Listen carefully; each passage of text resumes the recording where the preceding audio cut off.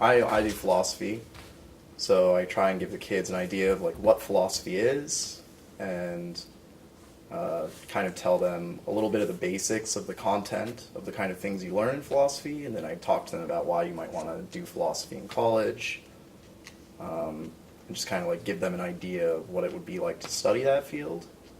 And then I'm also doing debate. So kind of tell the kids a little bit about like what debate is like in the United States and what it's like as an extracurricular activity, and what some of the benefits are of joining a debate team.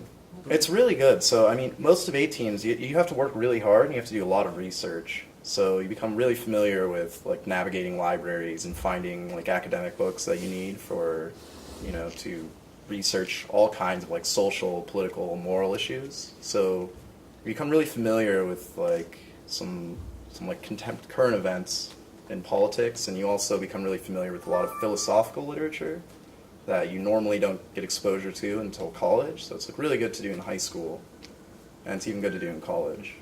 It's always very hard to know what to do to get into a good school. I mean, they're not exactly super open about how heavily they weight different aspects of your application profile. And so the real strategy is to just try and be well-rounded and have like something to show for leadership, something to show for extracurricular involvement, activities you do outside of school, and then to just be as strong as possible on the academic side. But the key thing is there is no magic formula, because Harvard, they go across different categories of students. So in one group, they like people who are just like outstanding international award winners. So you might have won like a math competition, science competition. So they're interested in those kinds of people. Then another group they're really interested in are people who are just great students. Perfect GPA, perfect test scores, the standardized test.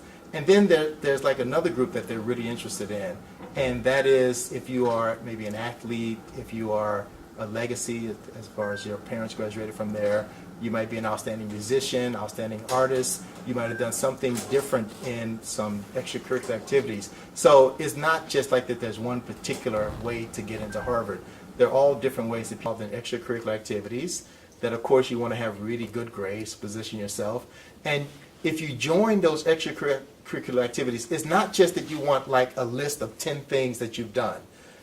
In many cases, it's probably better if you can show that you joined some activity and you actually became a leader in it, that you took the initiative to do something, not just join a bunch of different groups.